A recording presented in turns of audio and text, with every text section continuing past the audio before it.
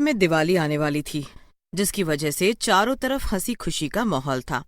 लोग एक दूसरे के घरों में मिठाइयाँ और पटाखे देने जा रहे थे। शहर में विमला अपने बेटे रोहन के साथ रहती थी। विमला बहुत ही गरीब थी। एक दिन रोहन विमला से बोलता है, माँ, सबके घर में खुशियाँ हैं, चारों तरफ रोशनी ही रोशनी है। मेरे सारे स्कूल के दोस्तों के यहाँ पर कोई न कोई गिफ्ट देने आता है, लेकिन हमारे यहाँ कोई नहीं आता। रोहन के मासूम सवाल सुनकर विमला उदास हो जाती है और बोलती है, बेटा, हम लोगों का कोई नहीं है ना, इसीलिए कोई नहीं आता। हमारे सारे रिश्तेदार दूर दूर रहते हैं। लेकिन तू चिंता मत कर, तेरी माँ है ना, तेरे लिए मैं खूब सारी मिठाइयाँ और पटाखे लाऊंगी। माँ, तुम इस दुनिया में सबसे अच्छी हो। मुझे कुछ नहीं चाहिए, बस तुम मेरे साथ रहो हमेशा। फिर रोहन अपने दोस्तों के साथ खेलने चला जाता है और विमला भी लोगों के घर काम करने चली जाती है। विमला भीमा सेठ के घर पर चूल्हा चौका किया करती थी। विमला भीमा से कहती है, भीमा सेठ, इस बार दिवाली है, कुछ पैसे ज्यादा मिल जाते तो अच्छा रहता। मेरे बेटे को इस बार मैं अच्छा सा दिवाली का तोहफा देना चाहती हूँ। विमला की बात सुनकर भीमा हंसने लगता है और बोलता है, अरे विमला, तुम जैसों की भी कोई दिवाली होती है क्या? अरे मीठे चावल बना कर खिला देना अपने बेटे को, खुश हो जाएगा। तभी भीमा का बेटा नकुल वहाँ आ जाता है। नकुल बहुत ही बिगड़ैल और रंगीन स्वभाव का था। विमला को देखकर बोलता है, अरे पिताजी, इस बुढ़िया को काम पर रखा है आपने। अरे लोग आजकल नौकरानियां भी इतनी सुंदर रखते हैं। चलो, आपकी मर्जी। लाओ, मुझे कुछ पैसे दे दो, मुझे दोस्तों के साथ घूमने जाना है। नकुल की बात सुनकर भीमा हंसने लगता है और नकुल को 5,000 रुपए निकाल कर दे देता है। विमला बेचारी आंखों में आंसू भरकर देखती रह जाती है और वहाँ से चली जाती है। 2 दिन बाद जब वो काम पर जाती है, नकुल गुस्से में उसकी ओर इशारा करके बोलता है, पिताजी, आ गई आपकी लाडली नौकरानी। अब इसी से पूछिए मेरे पैसे कहाँ गए। हो ना हो, इसी ने चुराए हैं। च, च, च, चोरी? अरे आप ये कैसी बातें कर रहे हैं मालिक? और नकुल बेटा, मैं तो तेरी माँ जैसी हूँ, मैं भला क्यों चोरी करूँगी? वाह, देखो तो कैसे अनजान बन रही है। उस दिन तू ही पैसे मांग रही थी ना, जब मिले नहीं तो चोरी कर लिए। देखो विमला, देखो, अगर तुमने पैसे लिए हैं तो कबूल कर लो, मैं तुम्हें कुछ नहीं कहूँगा, समझी? भीमा की बात सुनकर विमला को भी गुस्सा आ जाता है और वो बोलती है, सेठ जी, देखो मैं गरीब जरूर हूँ, चोर नहीं, समझे? मैं जा रही हूँ। लेकिन नकुल गुस्से में विमला के बाल पकड़कर जोर से दीवार में धक्का मारता है और बोलता है, एक तो चोरी, ऊपर से सीना चोरी। मेरे पिताजी से ऊंची आवाज में बात करती है। विमला दीवार से जैसे ही टकराती है, उसकी जान निकल जाती है और वो मर जाती है। उधर भीमा का दोस्त रहीम भी वहाँ आ जाता है और सब अपनी आंखों से देख लेता है। अरे नकुल बेटा, ये क्या किया तुमने? इसको क्यों मार डाला? अगर पुलिस आ गई तो वो तुम्हें पकड़ कर ले जाएगी। नहीं नहीं पिताजी, मुझे बचा लो, मैंने जानबूझकर कुछ नहीं किया, मुझसे गलती हो गई। तभी वहाँ एक पुलिस वाला जिसका नाम राजू होता है आ जाता है और लाश को देखकर बोलता है,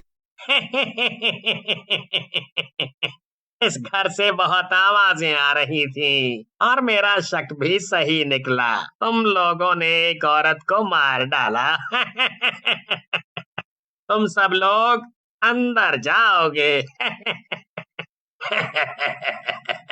अरे राजू सर जी, तुम्हें क्या मिलेगा हमें पकड़कर?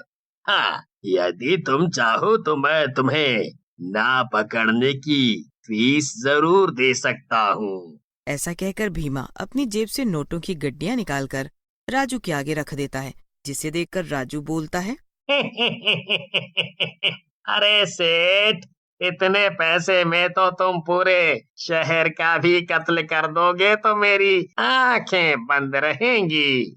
ऐसा कहकर राजू वहाँ से चला जाता है। भीमा, नकुल और रहीम मिलकर विमला की लाश को अपने घर के पीछे बगीचे में गाड़ देते हैं। उधर रोहन विमला का इंतजार करता है। आज पता नहीं माँ को क्या हो गया। माँ इतनी देर तो कहीं भी नहीं रुकती, ना जाने कहाँ रह गई। मालिक, माँ आज पूरी रात घर नहीं आई, ना जाने कहाँ है वो। आपको पता है क्या, वो आपके पास ही काम करती थी केवल। मुझे क्या पता तेरी माँ कहाँ है भाई। मेरे यहाँ से तो टाइम से चली गई थी। तू एक काम कर, कहीं और देख, शायद कहीं और हो। लेकिन सेठ जी, वो तो आपके ही घर काम करती थी, उसने मुझे बताया था। तभी नकुल वहाँ आ जाता है। वो नशे में होता है और बोलता है, एक तो ये भिखारियों को ना जाने पिताजी क्यों मुंह लगा लेते हैं। अरे पिल्ले, तुझे बोला ना वो नहीं है, चल फुट यहाँ से। ऐसा कहकर नकुल रोहन को घर से उठाकर बाहर फेंक देता है और रोहन के सर पर चोट लग जाती है। रोहन रोता हुआ सड़क के किनारे बैठ जाता है। रोहन का रोना सुनकर विमला की आत्मा कब्र से बाहर आ जाती है और एक चुड़ैल में बदल जाती है। चुड़ैल रोहन के पास जाती है, लेकिन अदृश्य होने के कारण रोहन उसे देख नहीं पाता। मेरे बेटे को मैंने जीते जी कभी रोने नहीं दिया, लेकिन इन दुष्टों के कारण वो रो रहा है। मैं इन दुष्टों को ऐसा दंड दूंगी कि पूरी दुनिया इसे याद रखेगी। ऐसा कहकर चुड़ैल रोहन के सामने आ जाती है और रोहन के सर पर हाथ फेरती है। माँ के हाथों का स्पर्श पाकर रोहन उठ जाता है। माँ, तुम आ गई। माँ, तुम कहाँ थी? तुम्हें पता है ना, मैं तुम्हारे बिना नहीं रह सकता, लेकिन तुम ऐसी क्यों दिख रही हो? रोहन की बात सुनकर चुड़ैल रोते हुए बोलती है, तुझे मेरे बिना जीने की आदत डालनी होगी बेटा। ये दुनिया इतनी अच्छी नहीं है, इसने तेरे से तेरी माँ छीन ली। मेरी जान ले ली। ऐसा कहकर चुड़ैल रोहन को सारी बात बताती है, जिसे सुनने के बाद रोहन बोलता है, तुम चिंता मत करो माँ, मैं उन दुष्टों की जान ले लूंगा। मुझे एक बार बड़ा हो जाने दो, मैं इस पूरी दुनिया को आग लगा दूंगा जिसने मुझसे मेरी माँ को छीना है। रोहन और चुड़ैल बातें कर रहे होते हैं कि तभी वहाँ पर एक बाबा आते हैं। चुड़ैल और रोहन उन्हें देखते ही रह जाते हैं। रोहन बेटा, ऐसे नहीं बोलते। अगर पूरी दुनिया ही इतनी खराब होती तो कब का खत्म हो गई होती। ये दुनिया इतनी बुरी भी नहीं है। न जाने बाबा की आवाज में क्या जादू था, रोहन बिल्कुल शांत हो जाता है। ये देखकर चुड़ैल बाबा से बोलती है, बाबा, आप कोई सिद्ध पुरुष लग रहे हैं, आप मेरे रोहन का ख्याल रख लीजिए। मैं इस चुड़ैल के रूप में इसको अपने साथ नहीं रख सकती। चुड़ैल की बात सुनकर बाबा हंसने लगते हैं और बोलते हैं, सही कह रही हो बेटी, और इसी के लिए मैं यहाँ आया हूँ। तुम्हारे रोहन को अभी बहुत से काम करने हैं इंसानियत के लिए। आज से रोहन मेरे साथ ही रहेगा। मैं इसे ले जा रहा हूँ। ऐसा कहकर बाबा रोहन को लेकर वहाँ से चले जाते हैं। चुड़ैल रोते हुए अपने प्यारे बेटे को जाते हुए देखती है। फिर चुड़ैल भीमा के घर की तरफ मुड़ती है और सोते हुए भीमा को उठाकर बोलती है, उठ दुष्ट भीमा, सोया क्यों है? देख अपने पिल्ले की हालत। भीमा हड़बड़ाकर उठता है। चुड़ैल ने नकुल को फांसी के फंदे से लटकाया होता है। ये देखकर भीमा चुड़ैल के पैरों में गिर जाता है, लेकिन चुड़ैल हंसते हुए बोलती है, तुमसे तो गलती हो ही नहीं सकती, क्योंकि तुम अमीर आदमी हो ना। लेकिन आज मैं देखना चाहती हूँ तुम्हारी दौलत क्या तुम्हारे बेटे को बचा सकती है। ऐसा कहकर चुड़ैल रस्सी खींच देती है।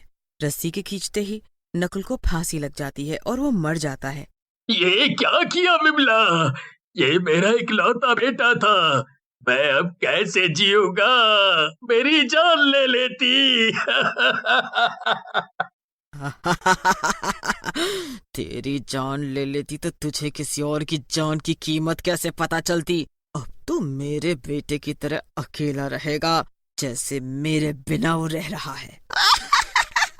ऐसा कहकर चुड़ैल वहाँ से चली जाती है, लेकिन चुड़ैल के जाते ही भीमा के शरीर में लकवा लग जाता है और उसका आधा शरीर काम करना बंद कर देता है। बाबा ये देखकर हंसने लगते हैं और रोहन से बोलते हैं, बेटा, तुम्हारी माँ ने अपना बदला ले लिया और भगवान के पास चली गई, और अब तुम भी उनके सपनों को पूरा करो।